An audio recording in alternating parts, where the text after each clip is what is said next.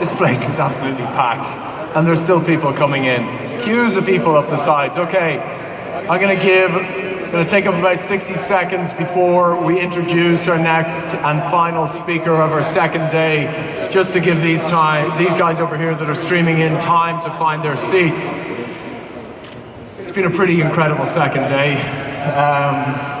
Tonight, Night Summit kicks off around the Barrio Alto area. It'll be the biggest of our 3 nights of Night Summit. If there's anything that happens at Night Summit, there's anything that's happened over the course of today that you think we can make better in 2017, our core of our philosophy is that we're constantly improving, that we're unrelenting in trying to find the smallest of details to make better. So let me know. You can find me on the app. You can send me a message. I'm relatively responsive. I've responded to almost all of the messages people have sent me. The same actually goes for any of our speakers. If you have a burning question that you want to ask any one of our speakers, Ronaldinho, for example, was backstage and I was watching him just responding unbelievably to all these questions that were coming in from people, watching Luis Saha meeting entrepreneurs with interesting ideas. So don't hesitate going on the app and messaging anybody you might like to message. So, there's a panda or something like that in front of me. Hello, you Paddy. Hello.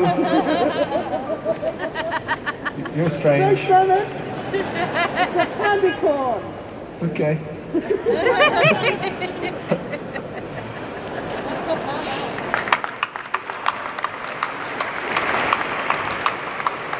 So I admire that. That's ultimately at the heart of entrepreneurship is hustle. And anybody who says that they don't like hustle is essentially saying they don't like entrepreneurship. That's how Elon Musk started. That's how Mark Zuckerberg started. That's how Bill Gates started.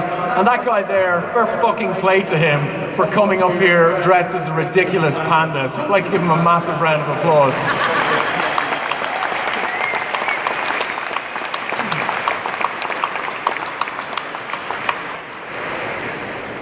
There's still people coming in here. This is crazy. Okay, we're just going to get on with it. So, our next speaker needs absolutely no introduction whatsoever. Could you please welcome in conversation with Farrah Storr of Cosmopolitan, the co-founder and CEO of Tinder, Sean Rath.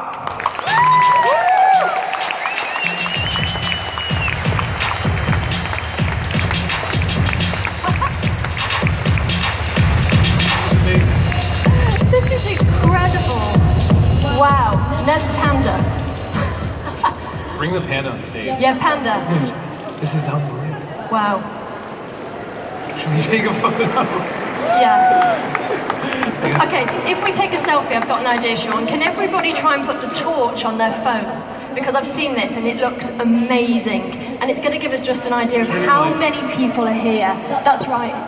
Oh my god. Wow, come on, more. Oh my god. That's amazing, it feels like Christmas. Okay, let's do this. Got it. Beautiful. Thank you.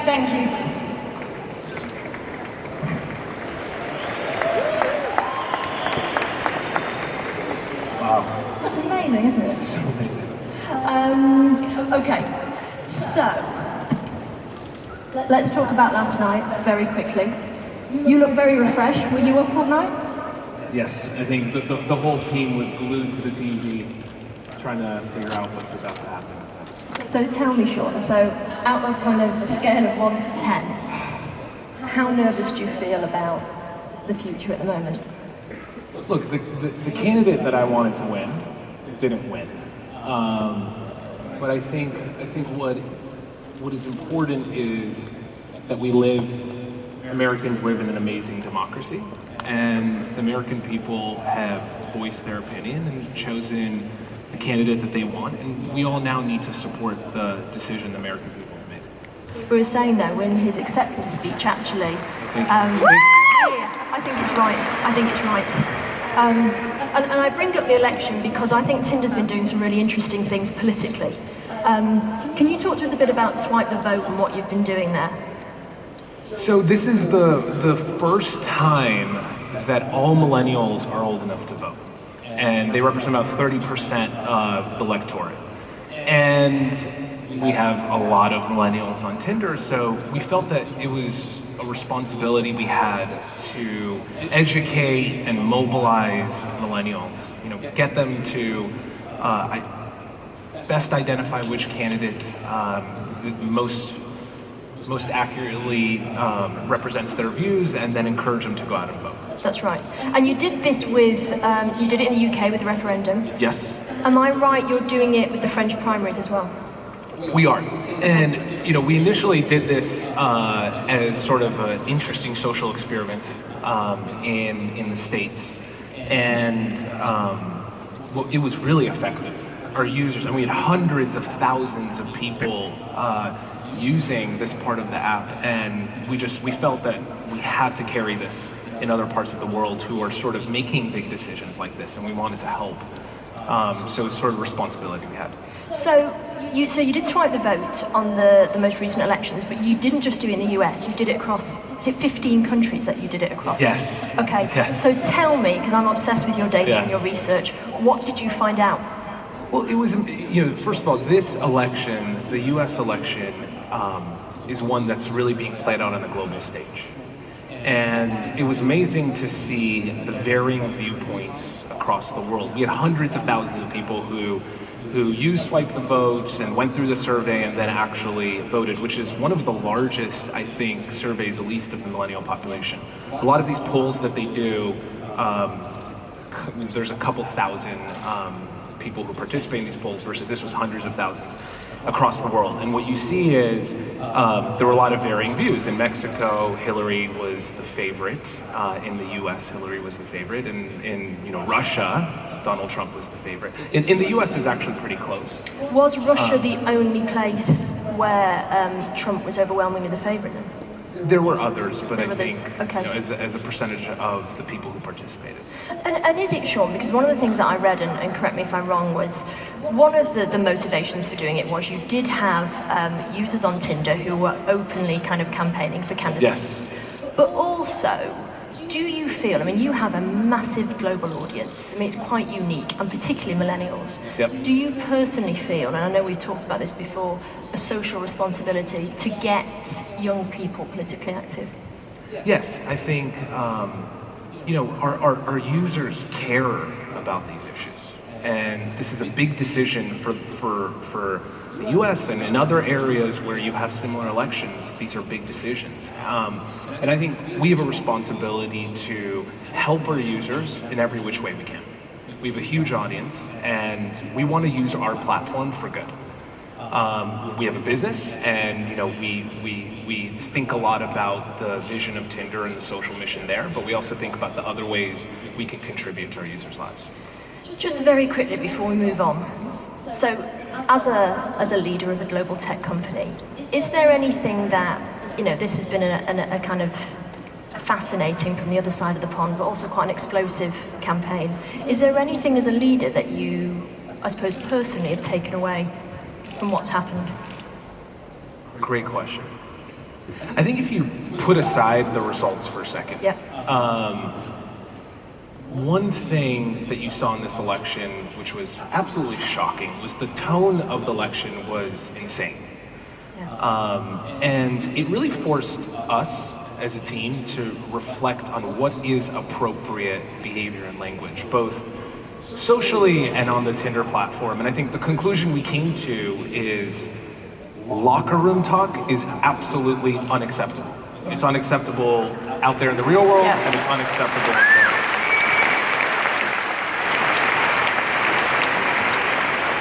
And we have prioritized, if you look at our roadmap, a big priority for us is eliminating locker room talk on Tinder. I mean, we will not stand for it. So I think this election did help accelerate and bring more awareness to some of these issues. And I think that's one thing we took away. Because, and I think it's really commendable, community management is going to be tricky. Mm-hmm. We've seen with Reddit, Twitter took a long time to do it. Do you have any idea how you are going to do that? Look, a lot of companies go through this, and to me, the first step is to not treat it as something you have to do, but to treat it as a priority and make it a priority throughout the organization. We've done that. I mean, we talk about this in every all hands. We have multiple initiatives to help ensure that Tinder is a productive place and a great place where you can meet new people and also have great conversations. And yeah, so It's going to be hard, but I mean, I'm great to hear that you're doing it. I think there's if you look at it, there's some short-term things that we're going to do around ensuring one, that our users have tools readily available to report unwanted behavior. We have these tools, we want to make them better. The second thing is, we get a lot of information from our users, and how we manage it is important. How we can efficiently react is important. But that's just the start. I look at that as table stakes. I think there's a lot of creative ideas that we have more, long-term, that we can innovate in this space. And we've made it a priority to do so. So, talking about locker room talk, and I have to bring this up, and I know we've talked about it before, but Tinder, hookup culture, was it there already, or did you create it? I think it's, look, there's two important things you need to look at, two stats. Number one, if you survey our users, we've done, plenty of internal and external surveys of many users, and what you'll see is over 80% are looking for something long-term on Tinder. They're looking for a long-term relationship on Tinder. And then the other thing that you see is there's a lot of studies out there. One was famously in a Washington Post article about how millennials are having less sex than any generation before. That's despite the fact that a significant amount of the millennial population uses Tinder. So there's perception and there's reality. But regardless of putting all that aside, I think we built Tinder because we wanted to connect people. We want to make it extremely easy to meet someone new. What you decide to do with that connection is not up to us. We're not there to judge. We want everyone to define what's meaningful to them and find that on Tinder.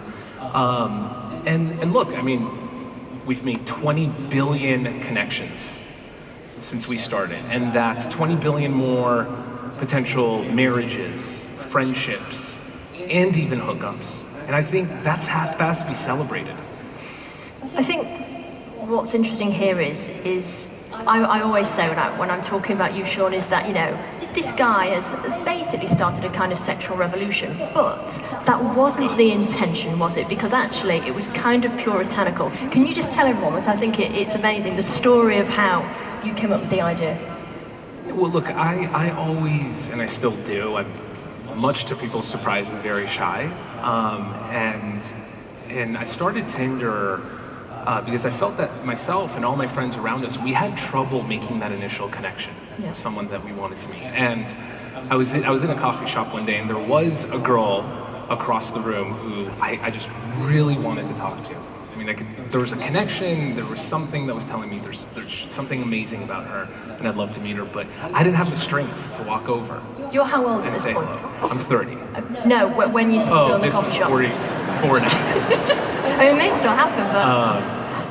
And I think the realization I had then was, if you could eliminate that anxiety that I felt, and think about all the connections that can happen that would have never happened otherwise. I think it's foundationally can change the world. And that was the impetus of Tinder. It wasn't, we've definitely, I would say, reimagined the way people meet. But it was really stemmed out of, I think, an anxiety and I think a problem that most people faced. And the anxiety is, I mean, it was also to reduce the risk of rejection. You wanted to have a sign that it's okay, basically, to approach someone to talk to them. Yes, and it creates a more productive environment. I mean, Tinder's really empowering to both men and women. You get to say, who you want to talk to, and in a very easy way put that interest out there into the world, instead of being an environment where anyone can contact you, anyone can approach you and bombard you. Tinder really sort of, without offending anyone, allows you to determine who you want to talk to and put that signal out there. I think, you have the right swipe. And actually, just very quickly, the right swipe, who came up with that? So John Bedine, one of our co-founders, Tinder was always day one a stack of cards and an X and a heart. Right. And I think John was just obsessed with this idea that when you see photos in interface, you should be able to swipe them and put them in stacks and in groups. So he put that in there and didn't even tell any of us. It was just, he was our first engineer, and he's remarkable. And a week later, I remember using that myself. I'm like, whoa, I never saw this, and this is interesting. And we never imagined that this would explode to sort of redefine a lot of user interface on mobile, and you see people taking inspiration from it in a variety of ways, and I think it's humbling to see that. It's awesome. Was he going on and on about this right swipe, and you were like, look, we need to get it out, and then it just appeared, Yeah. He'd just done it? So he explained this problem that he had with the interface to me, and I was like, this is a great thing to go solve, but we have a lot of other priorities. So let's put this in the back burner. And then very much, this is who he is. I think in a weekend, he kind of stayed up in the entire weekend and just did it. And didn't sort of wait for it to become a priority. He just took initiative and did it, and I think it started a revolution. I think it's someone from your team actually described Tinder, and I think it's very apt, as a kind of iceberg. So on the surface, very simple. You swipe, you match. But actually, it really is a science, and one of the things that I always find fascinating is, I think it's in the last year, but correct me if I'm wrong, so you've hired a lady that you matched with on Tinder. Yeah. Who is a sociologist? Yes, she's she runs our sociology department. I think. Okay. And it's something. It's Tinder really is an iceberg, but that's on purpose. And I think Albert Einstein said it well, that any fool can make something bigger and more complex, but it takes a lot of courage to go in the opposite direction. And what we strive to do is to deliver a simple experience and to get to the essence of what users want. But there's a lot of work that goes into that. If you think about Tinder, it is a very complex matching problem. We have a very large dedicated engineering team that constantly iterates on our algorithms, and we've even doubled the size of our engineering in the last year. But if you think of other matching engines or search engines like Google, the most famous one, it's a one-dimensional problem. When you search for something on Google, the blue links don't need to like you back. On Tinder, it's about finding what you're looking for, but also where's the intersection of what you're looking for and what other people are looking for. And it's a double-sided matching problem, which I think introduces some pretty interesting challenges in machine learning, and we even use AI, or we're starting to think through neural networks and how that can power some of the future engines of Tinder. So tell me then, I was going to ask how many of you here are on Tinder, but I'm not entirely sure you're all going to be completely honest with me. How many people have signed up on Tinder? Oh! Wow. It's an honest crowd. Okay, so for these people out there, let's talk about 5 things that people could do now that from the research that you've done or that Jess has done, that could transform their profile. What makes a more meaningful match? Yeah. So Dr. Jess Carbino, who runs our sociology department, I think she's remarkable at looking at both the quantifiable data, but also the sociological data around what makes a better match. I think at the first and foremost, I tell people basically, be yourself. Express who you are, your interests in these photos. Photos are very powerful. They tell a lot about who you are. Photos say 1,000 words. What's your present Because you're still on there, right? Yeah. What's your picture at the moment? I think my profile photo it was me and my nephew, who I just like, I still love spending time with him. And I think it's me at work now, because I think it's a big part of my life is being the CEO of Tinder. But you really showcase who you are, not sort of model shots don't work. I mean, we have so much data that proves these headshots, people swipe left and they get weird reactions because we can smell fakeness in photos. I mean, think about how many photos we look at today on a given day, and our ability to interpret data in photos and meaning in photos is on an unprecedented level than any generation before us. So tell us, Sean, then, bad ones. So you see a lot on Tinder, group shots. Yep. How do group shots do? They depending on the group shot, it might get someone to open your profile, but then they might look further to figure out whose profile it is, so it's not the most effective thing. But there's more than the photos. So statistically, if you have a bio, if you take the space that we give you to write about yourself, you're way more likely to get a quality match and get matches. We just launched the ability to add your anthem on your profile, so your favorite song. When you think about music, it's a huge indicator of our personalities, and we meet. A lot of the ways we meet is around music. The music playing at the restaurant that we're in, the bar, and throughout your relationship, music is sort of a big part of your life. And what's your anthem, very quickly? my anthem is "These Are the Days" by Van Morrison. It's just a little classic. But you look at, so there's all these different tools, and Instagram on your profile and everything that we've provided our users to really showcase who they are. And the more you complete your profile, the more matches you're going to get, and the better experience you're going to have. And that is just absolutely true, and it's exponentially better the more you add. So we don't have information like, for example, picture of you with animals, picture of you with your nephew, sporty image. Yeah. We don't know specifics. It's harder to gather and produce data around imagery. I mean, machine vision isn't as advanced as it needs to be, but we do know things like and we've published a lot of this data, like what kind of jobs that people put on their profile get more likes versus less likes, and it varies by where you are in the world, and so there's fun data that we collect around this, but ultimately, like rule of thumb, be yourself, use the tools we give you to showcase who you are, and that will lead to success. And so obviously there are cultural nuances. 196 countries? Yes, Tinder has tens of millions of users, active users, in over 196 countries. So we're really the dominant player across the world. And obviously, Sean, you're innovating all the time. One of the things that you do is you test, don't you? But you test in Australia. Yeah. Why? I think it's we had to pick a market that traditionally is very early to adopt features. Australia is one of those markets for us. It's also where, when we were first growing, we had a great team on the ground in Australia that is still there. And, I think it's just a great place for us to launch things, test it, get both the quantifiable data, but also the anecdotal feedback from users, so we sort of can make better decisions. And do you have any features which work in certain territories, which you are surprised don't work in others?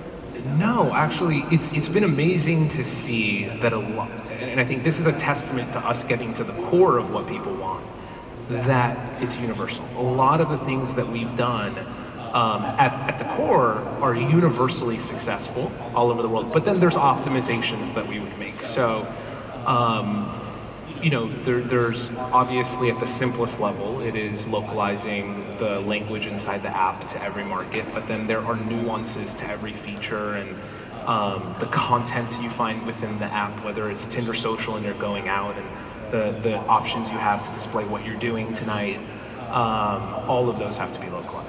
So, you're 30 now. Even at the Web Summit, you look around, there are a lot of young people, a lot of brilliant, smart young people. How much pressure do you feel? Or do you ever feel like, I'm never going to come up with as good an idea again? It's a lot of, I think it's a lot of pressure, and I think the same thing is true now at the size that we're at. That was when we were first starting. It's the same sort of, I think, path to success, which is you have a hypothesis, you test, you create an environment where it is okay to fail, as long as you're learning from that failure and can apply it to growth. So I think, our culture is one of really listening to our users, listening to the employees and the ideas that they have, and they very much represent our users and they're at the foreground. And then creating an environment where people can go out and innovate and try new things and experiment, and some will win and some will fail. But the important thing is we learn from that failure. And that is absolutely true as a startup. What you set out to do is never what, almost never what you end up doing in a startup, but you have to have a clear direction, and you have to have the ability to be honest and learn from the failure and apply it.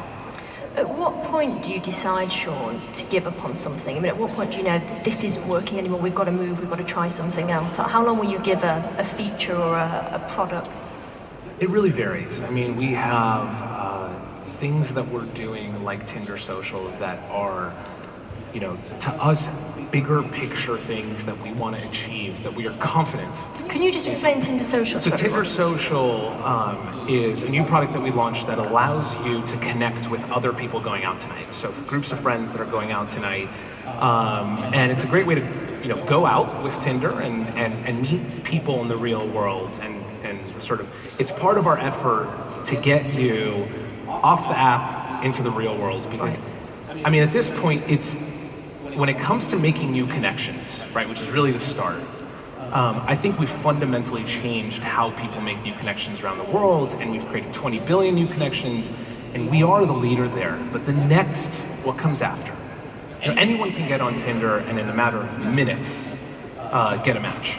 But what comes after is getting to know the match and making that just as easy, and then planning a date or getting to the real world and making that just as easy. So I think the thing that we obsess about these days is how can we complete the narrative, and how can we help nurture, I think, a match from just a conversation to potentially meaningful relationship. So do you ever see, Sean, kind of men and women going through Tinder, and you can see, and you're getting frustrated going, you're not going to meet any of those people? Like, has that ever happened to you? I think we do that in life. You walk around and you see people that unfortunately we don't have the courage and strength to go talk to, or it's not the right time, and we're never going to meet those people probably. And that's a relationship we might miss. But we resurface people that we think you should give another consideration to. So definitely when you swipe left, it's someone's less likely to come back, but they're not never going to come back. And then there's other products where our user base resurface within Tinder Social and some other products that we build. So what you're saying is the algorithms, basically someone can resurface. Everything you do in Tinder is helping us, giving us a data point to make a better determination on who is a great match for you. We take the explicit signals you give us, some of the data we pull from Facebook, but also the behavioral and implicit signals, what you're doing on Tinder, who you're swiping on, who you're having a long conversation with versus a short conversation with. We take into consideration all of this. So that, you would say, because you're right, you kind of own connections, you know what you're doing there. The biggest challenge for Tinder at the moment is getting people to meet. Yes, I think, we started this company because, at least, I want to live in a world where we go out and meet face to face in the real world, and we socialize, we create moments instead of always posting about them. Yeah. So I think Tinder's mission is to really create real world relationships and get you to go out and experience the world and not stay inside of your app. So this has always been a mission for the company, but we sort of did the first step, which is create the new connection. And now the next step is, get to know your match and make it easy and fun to get to know your match, and then make it easy and fun to plan a date, go out with friends, and get out in the real world. So let's talk about those matches then. So 11 billion. 20 billion now. 20 billion now, it changes all the time. Do you know how many long-term relationships or marriages? We don't. It's hard to quantify. Obviously, because there's no tool in the app that says that you're married. But I mean, anecdotally, from surveying our users, we know it is a significant number of new marriages stem from a Tinder connection. I get bombarded every day. I think I showed you one time just all my social media, whether it's Instagram, Facebook, if I open it, every day I'm getting messages about people saying how they met their love of their lives and, love stories and... Have you got anything you can share with us? I don't know, just literally pull up, probably. Because it's kind of every couple of days, because you're on Tinder, you will find out from people, I met my wife, Yes, and the whole team. I mean, we get inundated. Do you get invited to the wedding? All the time. I can't go. Have you ever been? No. I would love to go, but it's Tinder is enough for every minute of my life. It consumes every minute of my life. There's enough work to do to last a lifetime. I just picked a random one. Dear Sean, thanks for the wonderful app Tinder. I found my love after 27 years. We are very happy and so in love. We're going to marry on 28th of May this year. I recommend Tinder to everyone. Many of my friends have found their love. I saw you on Dutch TV, this person's Dutch, and wanted to show you a photo of me and my pumpkin. Love.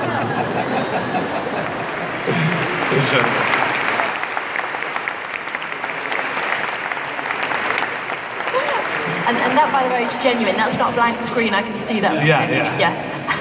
I literally just Instagram has been great to get users who can message us, send us photos, and what about me directly. Because you're still on Tinder. Did you ever date anyone from Tinder? Yeah, I've had a long-term relationship with someone I met on Tinder. Early on. Early on, yeah. So you are still on there now.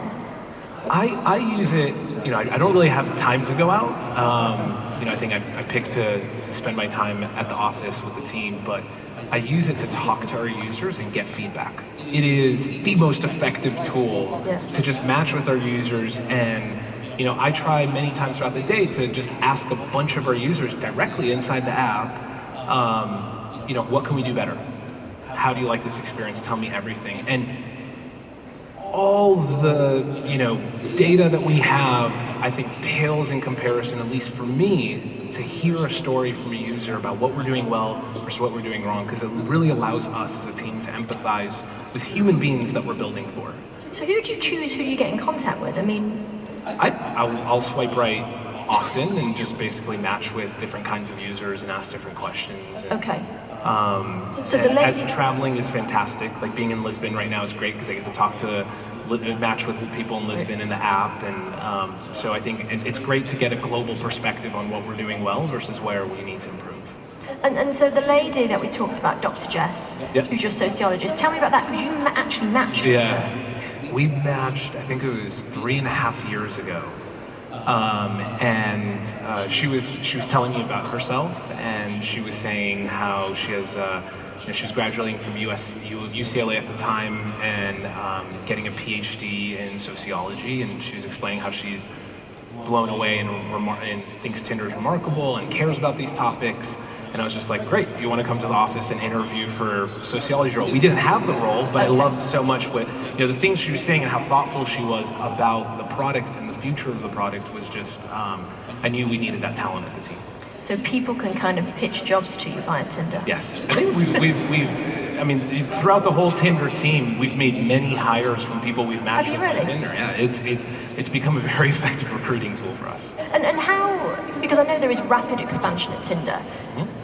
Tell me the growth of the team in the last couple of years. We've doubled in size the last year. We just opened up an office in Palo Alto, expanded our engineering team. Most of the growth is engineering. And it's awesome because there's so much we want to do.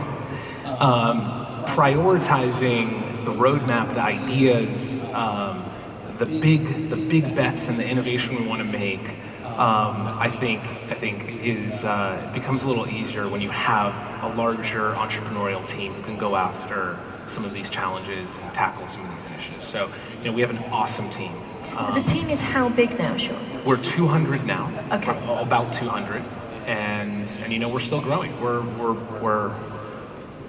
It's weird to walk into the office and not recognize everyone. Yeah, I bet. And meet new people almost every day when I walk into the office or in the elevator. It's no longer 5 people around the table. Do you miss that? I of course I miss it. I miss, it's communication is easier when it's 5 people around the table.